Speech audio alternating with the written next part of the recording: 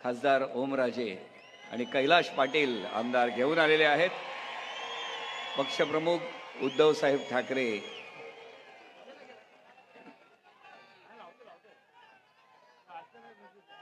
यांच्यासाठी हा आई भवानीचा आशीर्वाद धाराशिववरून आमदार कैलाश पाटील यांनी आई भवानीचा हा आशीर्वाद आणलेला आहे. आई भवानीचा, आई भवानीचा. आणि यानंतर या दसरा मेळाव्यामध्ये आपण ज्यांचे विचार ऐकण्यासाठी उत्सुक आहोत, मी पक्षप्रमुख उद्धव साहेब ठाकरे यांना विनंती करतो की त्यांनी या निष्ठावंतांच्या दसरा मेळाव्याला संबोधित करावं. अरे आवाज कुणाचा? पक्षप्रमुख उद्धव साहेब ठाकरे यांचा.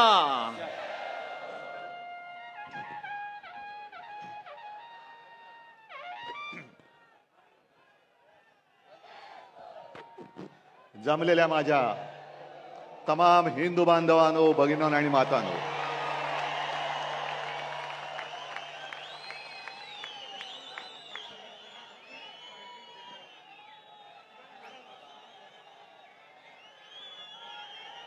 सर्वप्रथम आपल्याला सर्वांना दसऱ्याच्या शुभेच्छा देतोय. आज शस्त्रपूजन आणि सरस्वती पूजन करत असतो आपण.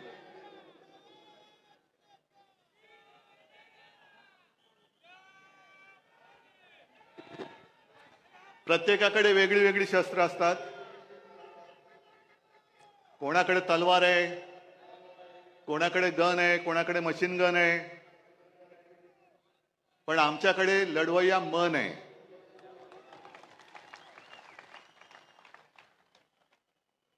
आणि गेल्या अनेक वर्षाच्या परंपरेप्रमाणे आज ठाकरे कुटुंबियांनी सुद्धा जी शस्त्रपूजा केली, त्या पूजेमध्ये बाकी शस्त्र तर आहेत, पण विशेष म्हणजे शिवसेना प्रमुखांचा कुंचला, ज्यांनी फटकारे मारले आणि आपल्या मनगटामध्ये एक चेतना पेटवली, तेच आपलं शस्त्र, त्याची पहिली पूजा केली. आणि नंतर मी आता तुमच्या सगळ्यांची पूजा करतोय, कारण तुम्ही सुद्धा माझी शस्त्र आहात. ही लढाई काही साधी सोपी नाहीये. एका बाजूला सगळे बलाढ्य अब्दाली सारखी माणसं, केंद्राची सत्ता, शासकीय यंत्रणा, म्हणजे तेव्हा जशा स्वाऱ्या यायच्या आणि गावाच्या गावं नेस्तनाबूत करायची, तसं यांनी सुद्धा एक मनसुबा आखला की आता उद्धव ठाकरे आणि शिवसेनेला नेस्तनाबूत करा. पण त्यांना कल्पना नाही की ही नुसती शिवसेना नाहीये, तर ही वागणूक आहे जी मला बाळासाहेबांनी दिलेली आहे. तुमचं कौतुक कसं करायचं, तुमचे ऋण कसे फेडायचे, या जन्मात तर मी फेडू शकणार नाही. तुमच्या सगळ्यांचं पाठबळ जर माझ्यासोबत राहिलं नाही किंवा नसतं, तर मी आज उभाच राहू शकलो नसतो. सगळं काही ओरबाडून घेतल्यानंतर सुद्धा तुम्ही आणि तुम्हीच आई जगदंबेसारखे माझ्या सोबत उभे राहिलात. त्याच्यामुळे मला या दिल्लीकरांची पर्वा नाहीये तुमच्या, म्हणजे त्यांच्या येऊ देत, किती पिढ्या यायच्या तेवढे येऊ द्या, ते इथे गाडून त्यांच्या उरावरती मी भगवा फडकून दाखवेन.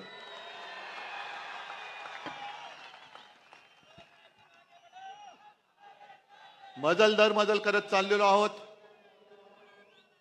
56 वर्ष, 57 वर्ष,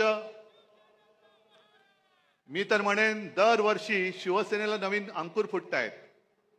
आणि आज हे भगवे जे आहेत, हे भगवे मशाली झालेले आहेत त्यांच्या.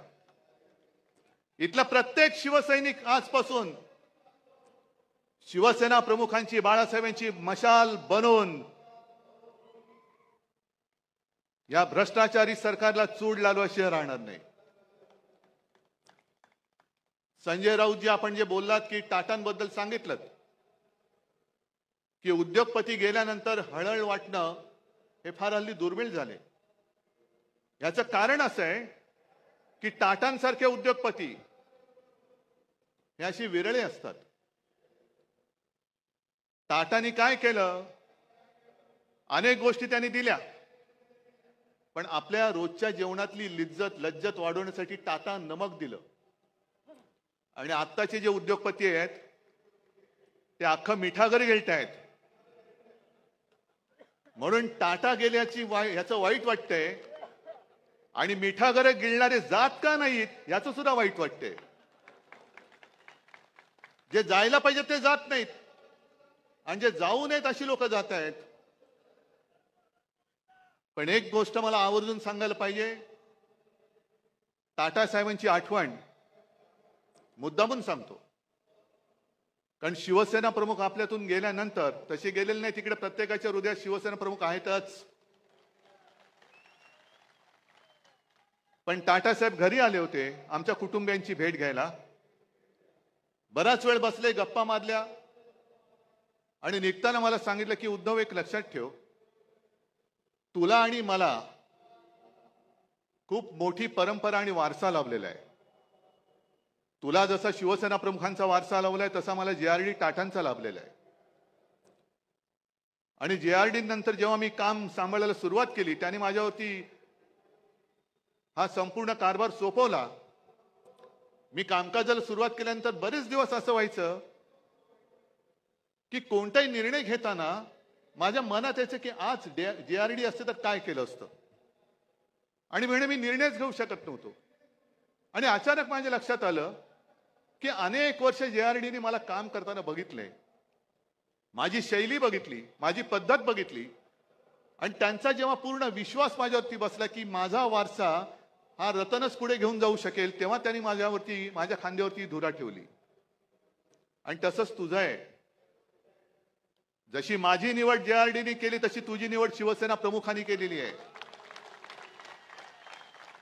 शिवसेना प्रमुखांनी तुला बघितलेलं आहे, कठीण काळात तू काय करतोस, कसा लढतोस, तुझे निर्णय तू कसे घेतोस, हे बघितल्यानंतर जेव्हा त्यांना खात्री पटली की हा माझा वारसा पुढे समर्थपणाने घेऊन जाऊ शकेल, तेव्हाच त्यांनी तुझी निवड केलेली आहे. म्हणून तुला जे ज्या वेळेला योग्य वाटेल तेच तू कर, हेच शिवसेना प्रमुखांना अभिप्रेत आहे आणि तेच मी करतोय. मी कुठेही बाळासाहेबांचा विचार सोडलेला नाही. भाजपला लाथ घातली याचं कारण त्यांचं हिंदुत्व आहे, गोमूत्रधारी बुरसटलेले हिंदुत्व आहे, म्हणून मी त्यांना लाथ घातली. आणि आज या परत लोकशाहीच्या युद्धाला सुरू करताना मी तुम्हाला जाहीर प्रश्न विचारतो, मी घेतलेला निर्णय योग्य आहे का अयोग्य आहे? जे मी त्यांच्याशी लढतोय हे बरोबर आहे का चूक आहे? बरोबर आहे ना? मग जा त्या मिंद्यांना सांगा की तुझा विचार हा बाळासाहेबांचा विचार नाही.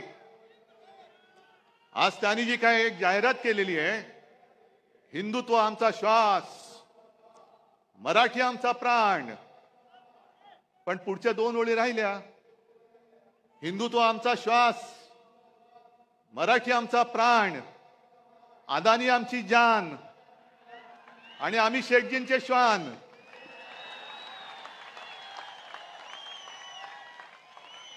हे शेपूट हलवणारे, मी कुत्र्यांचा अपमान अजिबात करू इच्छित नाही, कारण कालच आपण पाहिलं टाटांचा सुद्धा आवडता कुत्रा, तसा मी सुद्धा कुत्र्यावरती प्रेम करतो. मी श्वानप्रेमी आहे.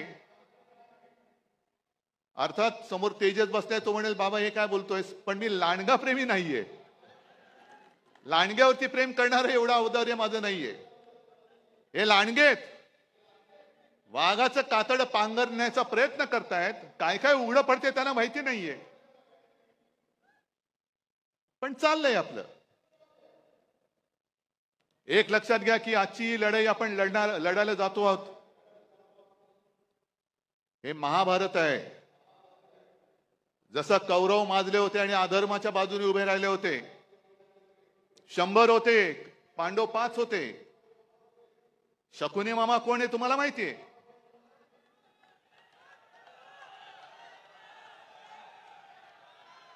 पण कौरवांची जी मस्ती होती की तुम्हाला आम्ही सुईच्या अग्रावर मावेल एवढी सुद्धा जमीन देणार नाही, तीच वृत्ती या भाजपची आहे. या देशात दुसरा कोणताही पक्ष शिल्लक राहता कामा नये, फक्त आणि फक्त भाजप राहिला पाहिजे. मग सुईच्या अग्रावर जमीन जरी मावली नाही तरी सुईची अग्र तुमच्या कुठे टोचेल. आणि आता तलवारी आहेत. तुम्ही आम्हाला संपवायला निघालात, किती मस्ती करणार. ज्यांनी तुम्हाला संकट काळामध्ये साथ दिली, मी काल परवाकडे बोललो की पाप आमचं आहे की महाराष्ट्रामध्ये यांना कोणी विचारत नव्हतं, तेव्हा आम्ही यांना खांद्यावरती घेऊन पूर्ण महाराष्ट्र फिरवला. आज सुद्धा आमची इच्छा आहे की भाजपला आम्हाला राजकारणामध्ये खांदा द्यायचा आहे. ही वृत्ती संपवावीच लागेल. मी आणि फक्त मीच, दुसरं कोणी नाही, हे नाही चालणार. पण महाभारत मी एवढ्यासाठी म्हणालो की जशी परिस्थिती अर्जुनाची झाली होती, अरे मी कोणाशी लढू, माझेच सगळे आप्तसोके माझ्या समोर आहेत, शस्त्र घेऊन उभे राहिलेले आहेत. ज्यांना मी घरातलं माझं मानलं, ज्यांना मी मोठं केलं, तीच नालायक माणसं आज माझ्यासमोर माझ्यावरती वार करायला चालून येत आहेत. मी कसा लढू. आणि म्हणून कृष्णाला अर्जुनाला गीता सांगावी लागली की शेवटी आपलं कोणी नसतं. आपल्या समोर जो उभा राहत होता आपला शत्रू, आणि आपल्या सोबत राहत होता आपला मित्र. शत्रू समोर उभा आहे, त्याच्याकडे न बघू नकोस, त्याला पहिला तुला ठेचलाच पाहिजे, ठेचावाच लागेल. आणि ही शिकवण आम्हाला छत्रपती शिवाजी महाराजांनी दिली. म्हणजे माझे आजोबा प्रबोधनकार जे नेहमी सांगायचे की कृष्णाने गीता सांगितल्या अर्जुनाला, कारण अर्जुन गर्भगणित झाला, कसा लढू. मग तेव्हा कृष्णाला त्याला बळ द्यावं लागलं आणि मग अर्जुन उभा राहिला. कृष्णाने गीता सांगितल्या अर्जुनाला, पण अंमलात आणली ती आमच्या छत्रपती शिवाजी महाराजांनी. महाराजांच्या सुद्धा अंगावरती सगळे आप्तस्वकीयच आले होते, आपलीच लोक आली होती. पण महाराजांनी बघितलं नाही हा कोण आहे. जो स्वराज्यावरती चालून येतो तो माझा शत्रू, त्याला त्याचा शिरच्छेद केलाच पाहिजे. तशीच ही लोक ही आज आपल्या अंगावरती चालून येत आहेत. यांना यांचा राजकारणामध्ये शिरच्छेद केलाच पाहिजे, करावाच लागेल. आणि एवढं मोठं दैवत आपलं छत्रपती शिवाजी महाराज, हे भाजप आणि मोदींना वाटतंय हे मत मिळवणारे मशीन आहे. मशीन नाहीये, ते आमचं दैवत आहे. अरे आपण जय श्रीराम बोलतो, पण पुराणामध्ये प्रभू रामचंद्र होऊन गेले. आज सुद्धा आपण दसरा, श्रीरामाने रावणाचा वध केला म्हणून आपण तो पाळतो. किती त्यांनी राक्षस मारले, किती दैत्य मारले. त्यांच्याबरोबर प्रभू रामचंद्राबरोबर वानर सेना होती. आणि आपण त्यांना देव मानतोच, आम्ही जय श्रीराम बोलतोच. पण मग आमचे छत्रपती शिवाजी महाराज कोण होते. फार पूर्वी नाही, छत्रपती शिवाजी महाराजांनी सुद्धा त्यावेळेला जे आले होते स्वराज्यावरती चालून, त्यांचा वध केला नसता तर आपण आज नसतोच. आपलं काय झालं असतं कोणालाच माहिती नाहीये. मग जसे प्रभू रामचंद्रांनी तेव्हा दैत्य मारले, राक्षस मारले, तसेच माझ्या शिवाजी महाराजांनी सुद्धा दैत्यच मारले, राक्षस मारले. अफजल खान सुद्धा राक्षसच होता. आणि ज्याप्रमाणे भाजप केवळ मतांसाठी छत्रपती शिवाजी महाराजांचा पुतळा उभारला, म्हणजे मतं मिळवलीत. पण नालायकानं तुम्ही पुतळा उभारण्यामध्ये सुद्धा पैसा खाल्लात. 8 महिन्याच्या आत तो पुतळा कोसळून पडतो आणि आम्ही त्याच्याहून मोठा पुतळा बांधू. म्हणजे काय, पुन्हा कॉन्ट्रॅक्टरच्या खिशामध्ये आम्ही पैसे घालू. आम्ही महाराजांचे पुतळे नुसते नाही उभारत, त्याची पूजा करतो. आणि आज मी तुम्हाला वचन देतोय, आपलं सरकार आल्यानंतर प्रत्येक जिल्ह्यामध्ये मी छत्रपती शिवाजी महाराजांचं मंदिर बांधल्याशिवाय राहणार नाही. ते आमचं दैवत आहे. होय, आम्ही आमच्या देवारामध्ये सुद्धा छत्रपती शिवरायाची पूजा करणार. जसं आम्ही जय श्रीराम म्हणतो, तसं आम्ही जय शिवराय सुद्धा त्याच किंवा त्याहून मोठ्या आवाजामध्ये म्हणणार जय शिवराय, जय शिवराय हा माझ्या महाराष्ट्राचा मंत्र आहे. आणि माझी तर अशी इच्छा आहे, छत्रपती शिवाजी महाराजांनी संपूर्ण देशात पहिला प्रथम आरमार उभं केलं, म्हणून मग ते आयने शिवाजी वगैरे सगळं ते आलं. महाराष्ट्रामध्ये प्रत्येक जिल्ह्यात तर मी मंदिर उभारीनच, पण आपल्या देशामध्ये सगळ्या राज्यामध्ये छत्रपती शिवाजी महाराजांचं मंदिर हे उभारलं गेलं पाहिजे. प्रत्येक राज्यामध्ये उभारलं गेलं पाहिजे. आणि मंदिर केवळ मंत्रोच्चारासाठी नाही, तर त्यांच्या आयुष्यातले जे काही प्रसंग आहेत, ज्याला पुरावे आहेत, हे सगळे प्रसंग त्या मंदिरात आणि मंदिराच्या आजूबाजूला शिवचरित्राच्या निमित्ताने किंवा त्या दृष्टीने हे कोरले जातील किंवा दाखवले जातील. नाहीतर छत्रपती शिवाजी महाराजांची जयंती आली, राज्याभिषेक दिन आला की पुतळा साफसूफ करायचा, त्याला हार घालायचा, छत्रपती शिवाजी महाराज की जय बोलायचं. हे एवढ्या पुरतं आमचं दैवत नाही. आमचं दैवत खूप मोठं आहे. दुसरा कोणता असा राजा आहे की 400 वर्ष झाल्यानंतर सुद्धा छत्रपती शिवाजी महाराज की जय बोलल्यानंतर एक वेळ मुर्दा पुन्हा उठून उभा राहू शकतो, एवढी ताकद दुसऱ्या कोणत्या जयघोषामध्ये आहे? मोदीजी, तुम्हाला आणि तुमच्या मिंद्या सरकारला शिवाजी महाराज म्हणजे नुसतं मतं मिळवण्याचं यंत्र वाटत असेल तर त्याचं असं यंत्र नाहीये. ते म्हणजे काही ईव्हीएम नाहीये. ईव्हीएम सारखा माझ्या महाराजांचा वापर करू नका. आम्ही आमच्या दैवताचा मान राखणारच. करा, तुम्हाला किती कोणाला टीका करायची ती करा, मला परवा नाही. मी महाराजांना देव मानतो. तुम्ही मानत असाल नसाल बघून घेईल महाराष्ट्र तुम्हाला. जो महाराजांच्या मंदिराला विरोध करेल त्याला माझा महाराष्ट्र, छत्रपती शिवरायाचा महाराष्ट्र बघून घेईल. पण हे आपलं दैवत आपण नाही पूजायचं तर दुसरं कोणी पूजायचं? काय मोदींची मंदिरं बांधणार? आज म्हणे संघाला काहीतरी 100 वर्ष होत आहेत, या वर्षी का पुढच्या वर्षी.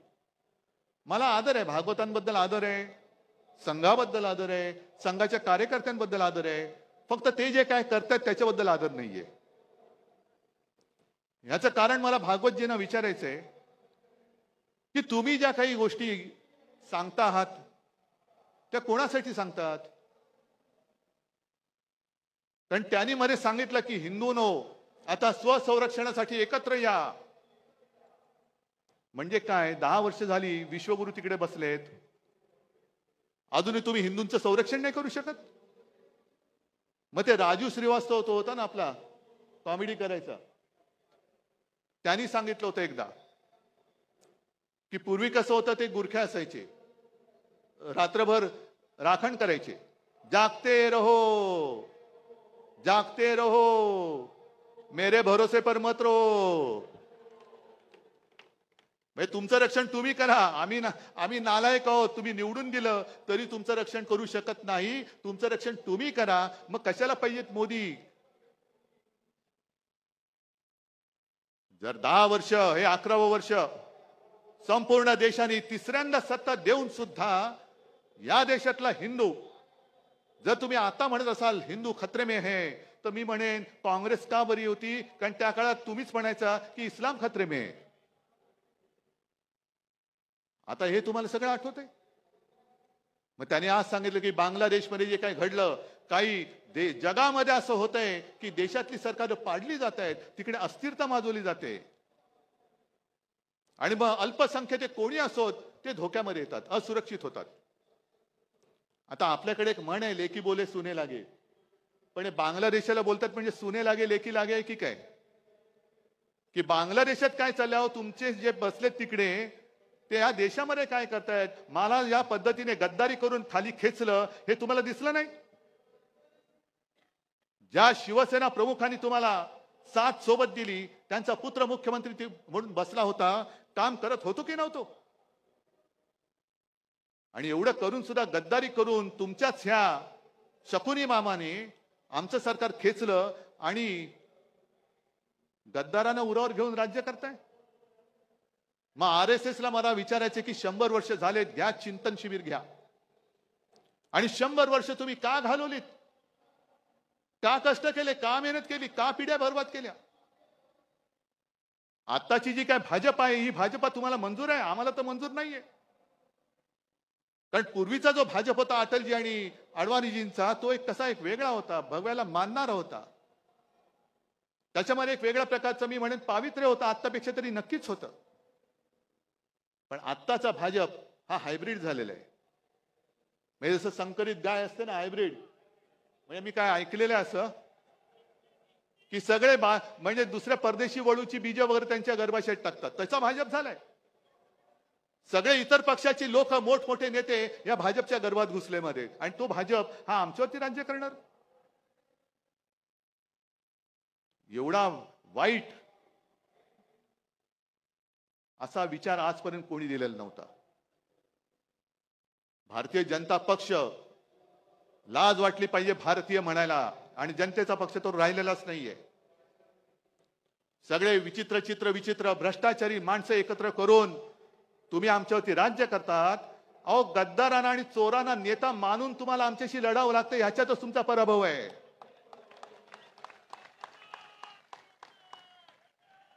चोरांना डोक्यावर बसवत आहे, गद्दारांना डोक्यावर बसवत आहे, आणि किती खाताय, किती भ्रष्टाचार करताय. बरं, हिंदुत्व म्हणजे नेमकं आहे तरी काय? मी हा प्रश्न तुम्हाला प्रत्येक दसरा मेळाव्यामध्ये विचारणार आहे. मरे गाईला राज्यमातेचा दर्जा दिला, चांगली गोष्ट आहे. एक देशी प्रजाती म्हणून गाई वाचवलीच पाहिजे. आपली जी देशी गाय आहे ती एक प्राणी म्हणून, प्रजाती म्हणून ती वाचवलीच पाहिजे. पण मला आता प्रश्न असा पडलाय की गाय ही राज्यमाता झाली असेल, मराठी अभिजात भाषा झाली, मग राज्याची राज्यभाषा कोणती? कारण राज्यमाता गाय. मग गायीचं हंबरणं ही आपली राज्यभाषा होणार का? आणि गायीचं हंबरणं ही जर का राज्यभाषा असेल, तर कवळ्या मुलींवरती जे काय अत्याचार होत आहेत ते तो हंबरडा तुमच्या कानावरती का पडत नाही? हा माझा पुढचा प्रश्न आहे. महिलांवरती जे अत्याचार होत आहेत, गोरगरीब जे त्रासलेले आहेत, हा हंबरडा हा तुमच्या कानावरती जात नसेल तर कशाला गाईला राज्यमाता मानताय? पहिला आईला वाचवा, मग गाईला वाचवा, हे आमचं हिंदुत्व आहे. पण केवळ महागाई तुम्ही रोखू शकत नाही म्हणून गाईच्या आड लपणार असाल तर तुमचा हा भाकटपणा आम्हाला मंजूर नाहीये. काय अशी लोक एकदम मध्ये सुपटतात, गोरक्षक. गेल्या काही दिवसांपूर्वी मला वाटतं हरियाणा का कुठल्या एका राज्यात एका 22-23 वर्षाच्या कवळ्या मुलाचा पाठलाग करून गोळ्या घालून खून केला. का? तो कवळा मुलगा त्याच्या मित्रांसोबत फिरायला रात्री फिरत होता. हे तथाकथित गोरक्षक यांनी त्यांचा पाठलाग केला. त्याला काय वाटलं, त्यांनी पण गाडी पळवली, ह्यांनी पण गाडी पळवली. मग ती गाडी अडवली गेली आणि उतरून त्याला खाड गोळ्या घालून त्याला मारला. याचं कारण संशय असा होता की तो गाडीतून गोमांस घेऊन जातोय, गोमांसाची तस्करी करतोय. निघाला कोण? आर्यन मिश्रा. काय कुठे बातमी आली दुसऱ्या दिवशी? नाही, कारण मारला गेला हिंदू. पण हाच जर का आर्यन खान असता, आणखीन कोणतरी आर्यन शेख असता, तर काय आगडो मुसळला असता. हिंदुत्व खतरे में, हिंदुत्व खतरे में. जर गोमांसाची तस्करी केली म्हणून तुम्ही आर्यन मिश्राला मारला असाल, तर मग किरण रिजिजू जे बोलले स्वतः की मी गोमांस खातो, बीफ खातो, काय माझं वाकडं करायचं तर करा, काय केलं का त्यांना काय तुम्ही करत नाही, गोळ्या घाला, असं माझं म्हणणं नाहीये. पण हा दुतोंडीपणा का करतात? कवळी मुलं तुम्ही मारतात, गोळ्या घालून मारता, आणि जे बीफ खातो तुम्हाला काय उकडायचं ते उकडा म्हणणारे त्यांना मोदीजी तुम्ही तुमच्या कॅबिनेटमध्ये बाजूला मांडी लावून बसवता. हे हिंदुत्व मला मान्य नाही, हे थोतांड मला मान्य नाहीये. आणि म्हणून मी लढतो यात बेगडी हिंदुत्ववाद्यांशी. नव हिंदुत्ववादी जे म्हणतात बेगडी हिंदुत्ववादी, म्हणून मी लढतोय त्यांच्याशी. एक तर संपूर्णपणे तुम्ही देशाची विल्हेवाट लावलेली आहात. हिंदू मुसलमान असा तर झगडा लावलेलाच आहात. हिंदूंमध्ये पुन्हा भेदभाव करतायत. महाराष्ट्रामध्ये आल्यानंतर हिंदूमध्ये पुन्हा मराठी अमराठी करताय. मराठी माणसामध्ये पुन्हा जातीपातीमध्ये भांडणं लावतायत. याला आरक्षण देऊ, त्याला आरक्षण देऊ. अहो, तुमच्यात जर का धमक असेल तर आजपर्यंत तुम्ही आरक्षण देऊन दाखवायला पाहिजे होतं. मग ते मराठ्यांचं आरक्षण असेल, धनगरांचं आरक्षण असेल, ओबीसीचं आरक्षण कायम ठेवण्याचा प्रश्न असेल, आदिवासींचं आरक्षण कायम ठेवण्याचा प्रश्न असेल, हे आजपर्यंत तुम्ही करून का दाखवलं नाहीत? आणि तसं पाहिलं तर 95-96 सालीच्या सुमारास वाजपेयींनी सोलापूरमध्येच जाहीर सभेत आश्वासन दिलं होतं की माझं सरकार आल्यानंतर पहिल्या कॅबिनेटमध्ये मी धनगरांना आरक्षण देईन. वाजपेयीजी जाऊन आज इतके वर्ष झाले, अजूनही धनगर तसेच लढतायत, मराठा माझा तसाच लढतोय, आदिवासी भयभीत झालेले आहेत, ओबीसी भयभीत झालेले आहेत. का तुम्ही हे पाप करतात? का जातीपातीमध्ये भांडणं लावतात? आणि हेच ते शिवतीर्थ आहे जिथून शिवसेना प्रमुखांनी सांगितलं होतं, मराठा मराठेतर, ब्राह्मण ब्राह्मणेतर, 96 कोळी 92 कोळी, स्पृश्य अस्पृश्य, घाटी कोकणी, हे सर्व भेदाभेद गाडून मराठी माणसाची भक्कम एकजूट बांधा. ती मराठी माणसाची एकजूट बांधली गेली नसती, शिवसेना उभी राहिली नसती. आणि हिंदुत्वाचे रखवाले म्हणून जेव्हा भाजपवाले शेपटे घालून बिळात बसले होते, तेव्हा जर काही मराठी माणसाची ताकद हिंदुत्व हिंदू म्हणून उभी राहिली नसती तर मोदीजी तुम्ही आज दिल्लीमध्ये दिसला नसतात. ही माझ्या महाराष्ट्राची मराठी माणसाची ताकद आहे. ज्याला तुम्ही चिरडायला निघालात, काय आम्ही काय गुन्हा काय केला होता आणि काय पाप केलं होतं?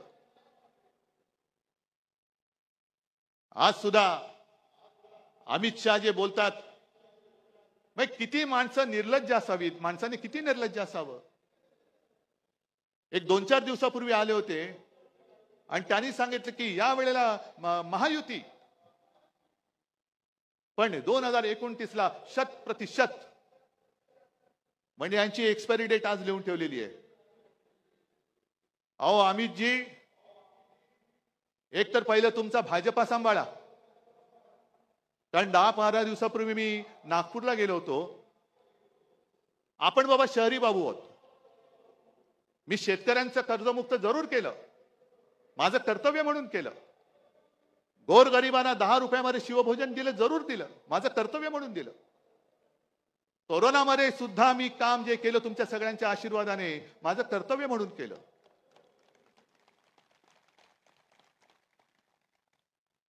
पण नागपूरला मी गेलो,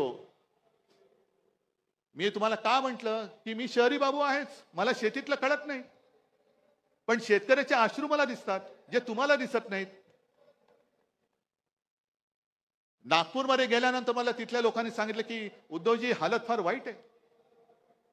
सोयाबीनला भाव नाही, कापसाला भाव नाही, गेल्या वर्षीचा पीक विमा अजून मिळालेला नाहीये, बँका कर्ज देत नाहीयेत, आणि त्याच्यामध्ये काय काय वेळेला नैसर्गिक आपत्ती येते. संत्र्यावरती म्हणतो एक डिंक्या रोग येतो. म्हटलं डिंक्या रोग म्हणजे काय? नाही, तो खोडावरती येतो किडा, खोड किडा, आणि तो खोड पकडून टाकतो. आणि दुसरा गुलाबा आपला कापसावरती येतो, कापसाच्या बोंडावरती येते ती गुलाबी अळी. आता ती अळी जॅकेट घालते की नाही मला माहित नाही, पण तिला गुलाबी बोंड अळी असं म्हणतात. अमित शहाजी, तुमच्या भाजपच्या झाडाला दाढीवाला खोडकिडा लागलाय आणि तुमच्या बोंडावरती गुलाबी जॅकेटवाली अळी पडली, ती बघा.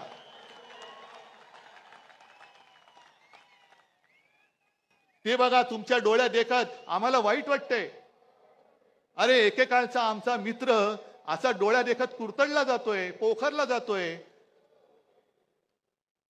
पण यांना त्याचं काही सोयर सुतक नाहीये. सत्ता पाहिजे, सत्ता पाहिजे, सत्ता जिहाद. कोणी चालेल पण सत्ता पाहिजे, याला म्हणतात सत्ता जिहाद. आणि एक एक बातम्या ज्या काही मी वाचतोय, तुम्ही वाचतात. मला वाटतं माझ्या आधीच्या वक्त्यांनी त्याचा समाचार घेतलाय, आदित्यने पण घेतलेला आहे. एक तर बातम्या मी वाचतोय, आता खूप आणले, काय काय वाचायचं. हे बघा, 225 कोटींच्या थकीत देण्यांमुळे पालिकेचा मोडला आर्थिक कणा. हे कुठला? भिवंडी पाणी वीज बिल थकले, कर्मचारी ठेकेदारांची देणी तुंबली, म्हणजे भिवंडीची कथा. आणि बाजूला बातमी, नव्या मुंबई विमानतळावरती सुखोई विमान उतरले. ते सुखोई नव्हतं, दुसरं होतं. म्हणजे हा सगळा जो काही धूळफेकीचा कारभार चाललेला आहे, त्याच्यानंतर हे दुसरं आहे,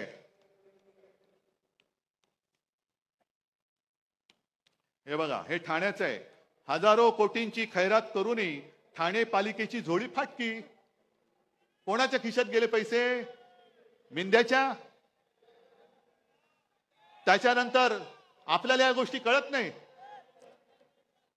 नुकताच एक बातमी आणखीन एक आलेली की राज्यातल्या गावठाणाबाहेरील ज्या जागा आहेत त्याच्यावरचा अकृषी कर हा पूर्णपणे माफ केला. काय मोठा औदार्य आहे.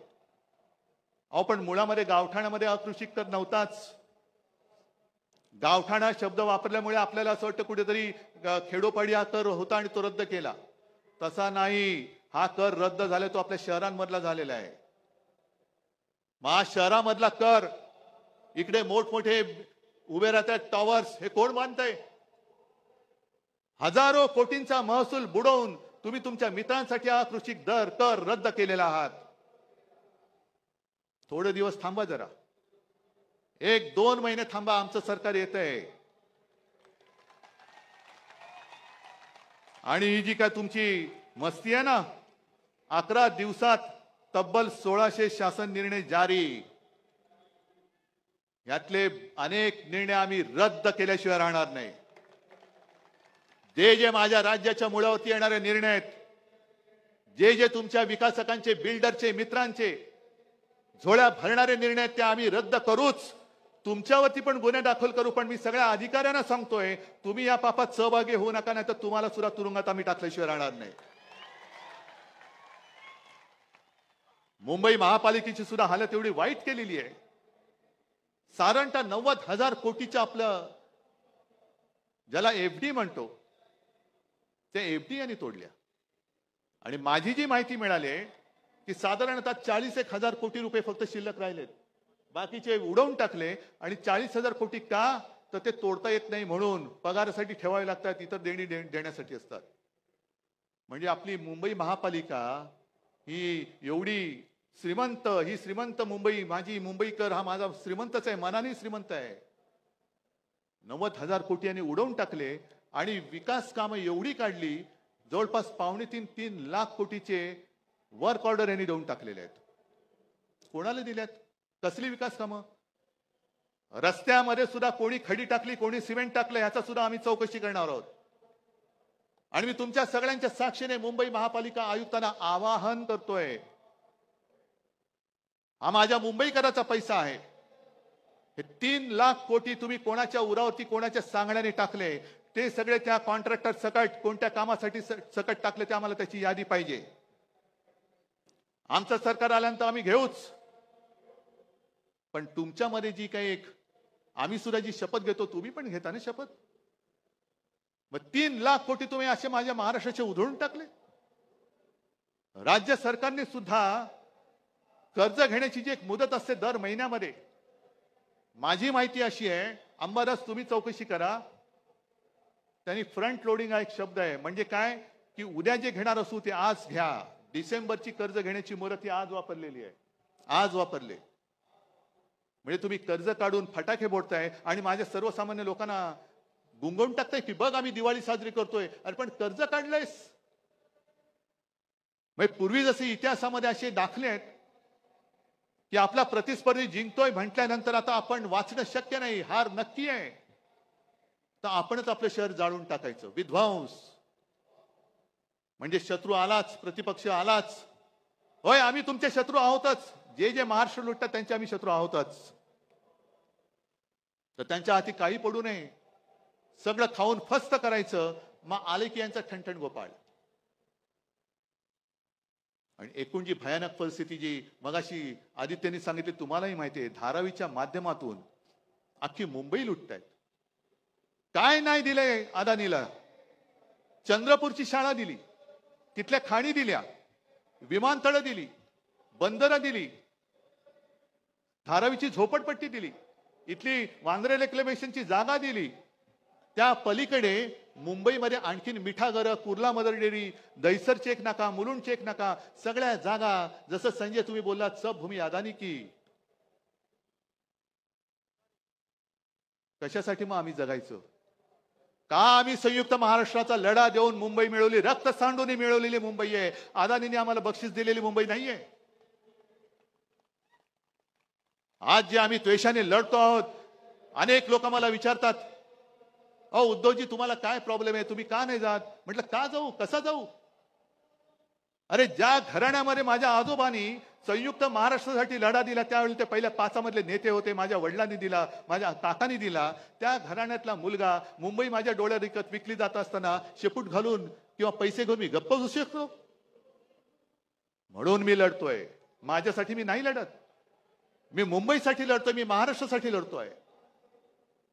जे दिसतंय ते पाहवत नाहीये आणि सगळेच त्यांना सामील होणार असतील तरी देखील मी लढेन. जोपर्यंत तुम्ही माझ्या सोबत आहात तोपर्यंत मी लढेन.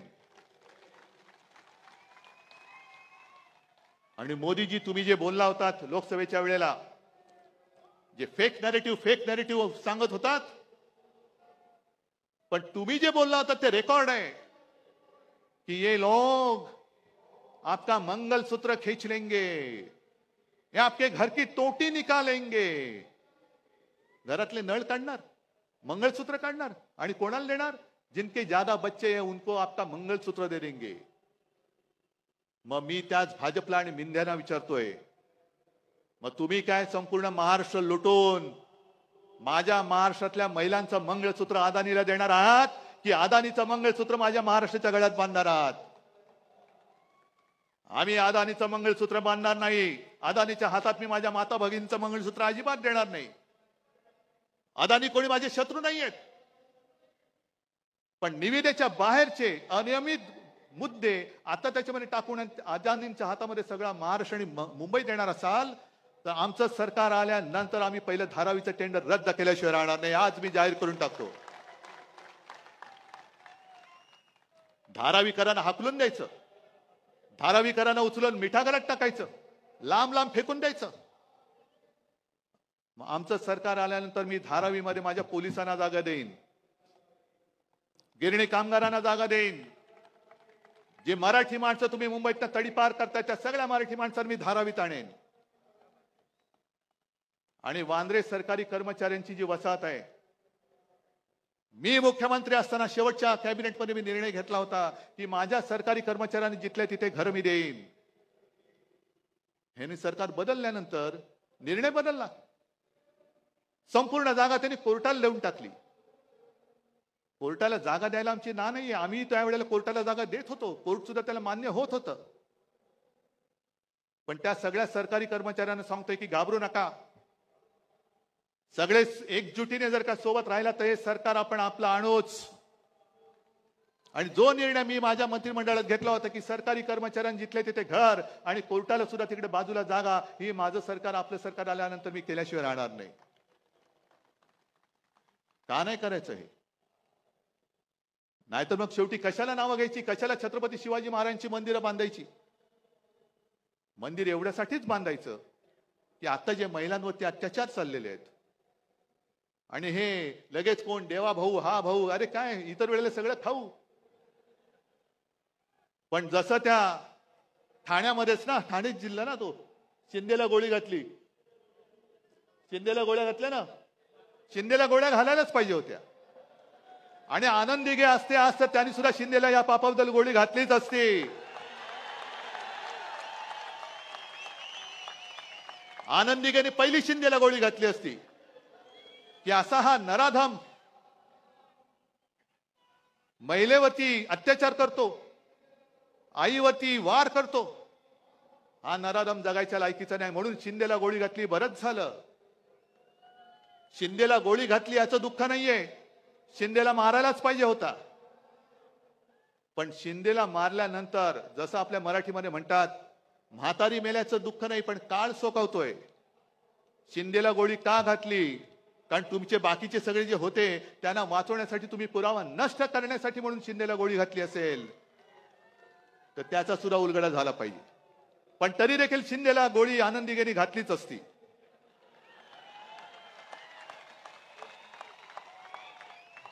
असे हे महिलांवरती अत्याचार करणारे शिंदे जगायच्या लायकीचेच नाहीयेत.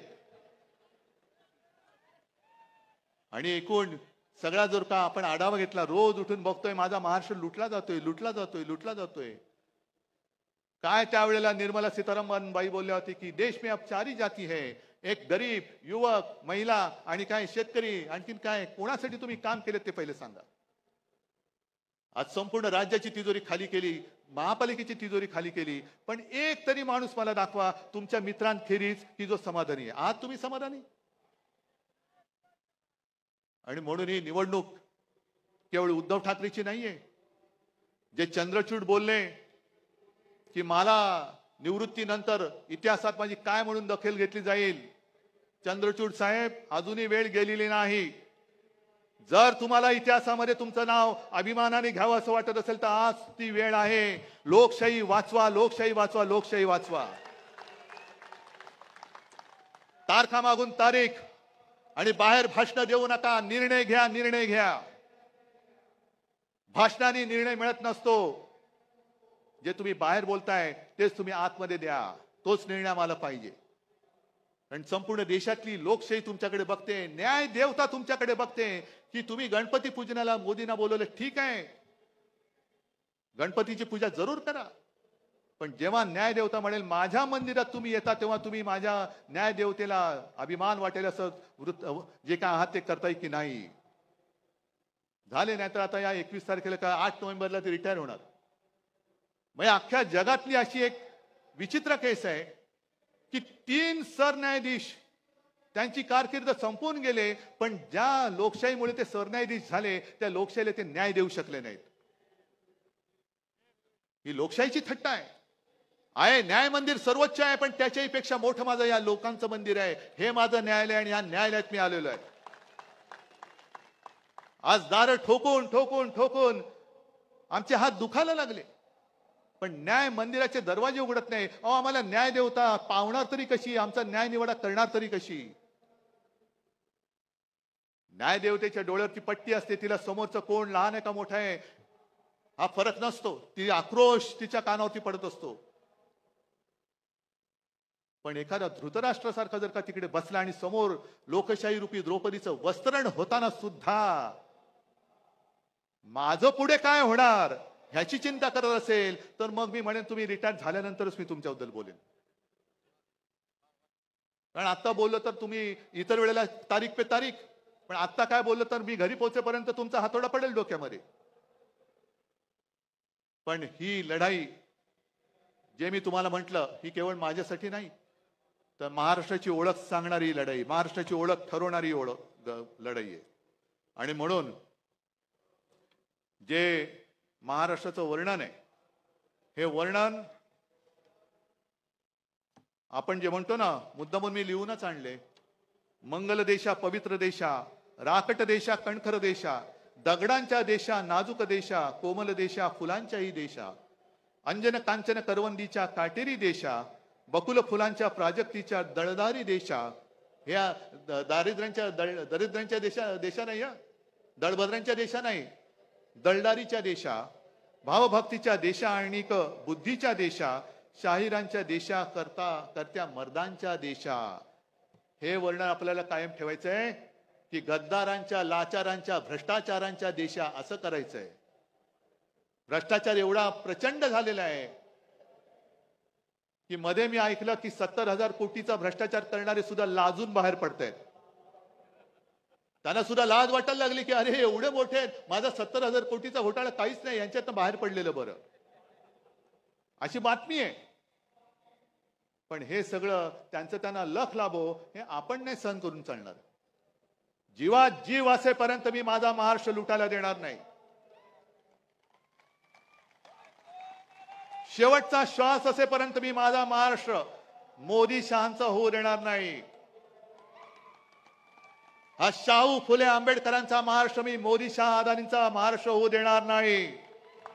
हा शाहू फुले आंबेडकरांचा आणि छत्रपती शिवाजी महाराजांचा महाराष्ट्र आहे, तो मोदी शहांच्या हातात मी जाऊ देणार नाही.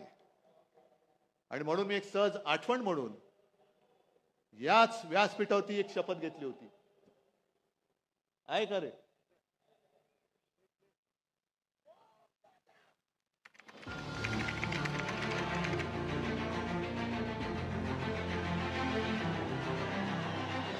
छत्रपती शिवाजी महाराजांना वंदन करून आणि माझ्या आई वडिलांचे स्मरण करून मी उद्धव बाळासाहेब ठाकरे ईश्वर साक्ष शपथ घेतो की कायद्याद्वारे स्थापित झाले आहे अशा भारतीय संविधानाबद्दल मी खरी श्रद्धा व निष्ठा बाळगेन. मी भारताची सार्वभौमता व एकात्मता उन्नत राखीन. मी महाराष्ट्र राज्याचा मुख्यमंत्री म्हणून माझी कामे निष्ठापूर्वक व शुद्ध बुद्धीने पार पाडीन आणि संविधान व कायदा यानुसार सर्व तऱ्हेच्या लोकांना मी निर्भयपणे व निस्पृहपणे तसेच कोणाच्याही विषयी ममत्वभाव किंवा आकस न बाळगता न्याय वागणूक देईन. मी उद्धव बाळासाहेब ठाकरे ईश्वर साक्ष शपथ घेतो की महाराष्ट्र राज्याचा मुख्यमंत्री म्हणून माझ्या विचारार्थ आणली जाईल किंवा मला ज्ञात होईल अशी कोणतीही बाब असा मुख्यमंत्री म्हणून माझी कामे यथायोग्य पार पाडण्यासाठी आवश्यक असेल ते खेरीज करून एरवी मी कोणत्याही व्यक्तीला किंवा व्यक्तींना प्रत्यक्षपणे व अप्रत्यक्षपणे कळवणार नाही किंवा त्यांच्याकडे उघड करणार नाही.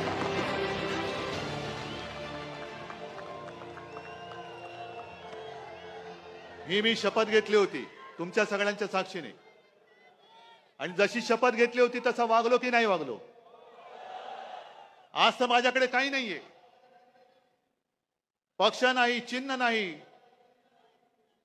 अगदी निर्लज्जपणाने वडील सुद्धा चोरलेत कारण स्वतःमध्ये धमक नाही. पण आज काही नसताना तुम्हाला सोबत घेऊन मी शपथ घेतोय. तुम्ही सुद्धा माझ्यावर शपथ घ्या. आहे तयारी? ठीक आहे, मग घ्या शपथ. मी एक स्वाभिमानी महाराष्ट्र प्रेमी म्हणून शपथ घेतो की 106 हुतात्म्यांच्या बलिदानातून मिळालेला महाराष्ट्र मी लुटारू आणि दरोडेखोरांच्या हाती जाऊ देणार नाही. मी शपथ घेतो की छत्रपती शिवराय व हिंदू हृदय सम्राट शिवसेना प्रमुख बाळासाहेब ठाकरे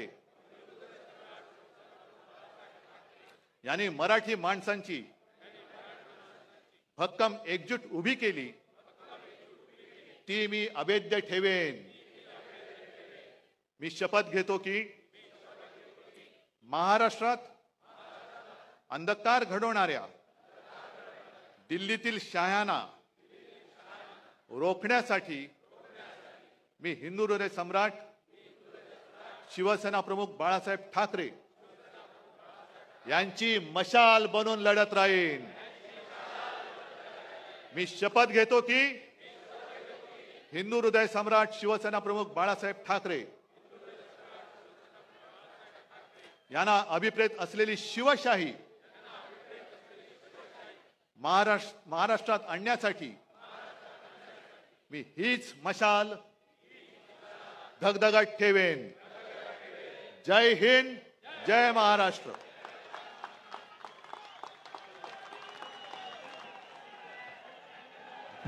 छत्रपती शिवाजी महाराज की जय भवानी.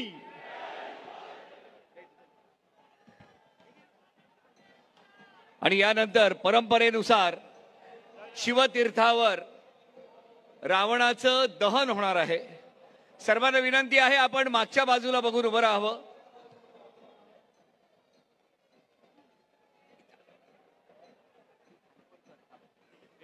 सर्वांना विनंती आहे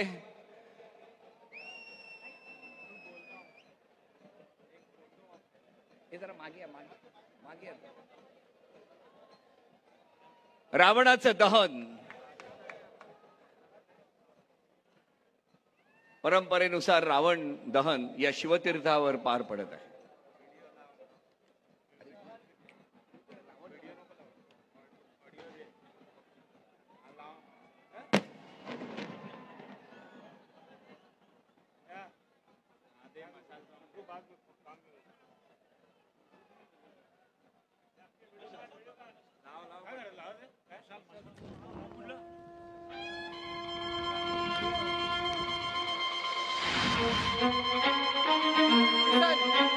शंखनाद होऊ दे, रणदुंदुभी वाजू दे, नाद घोष गरजू दे विशाल. दुष्ट शक्ती जाळण्या, मार्ग स्पष्ट दावण्यात पेटू दे शिवसेनेची मशाल. सर्वांना विनंती आहे, राष्ट्रगीतासाठी सर्वांनी उभं राहावं.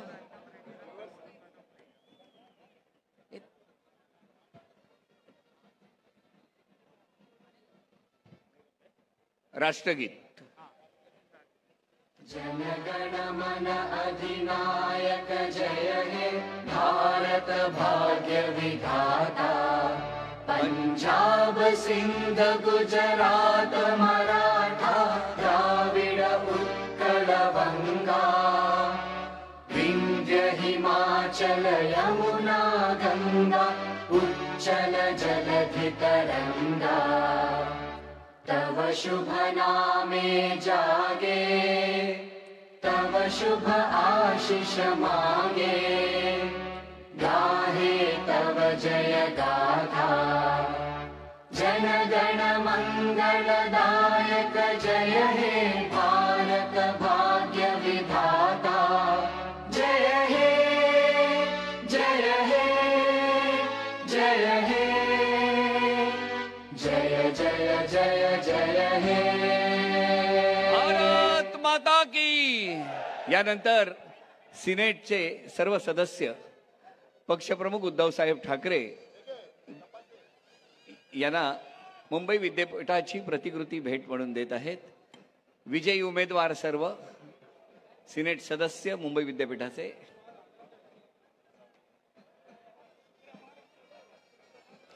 यानंतर शिर्डीवरून श्री साईबाबांना जो हार अर्पण करण्यात आला होता तो प्रसाद म्हणून उद्धवजींना शिर्डीवरून घेऊन आलेले आहेत. जय हिंद, जय महाराष्ट्र.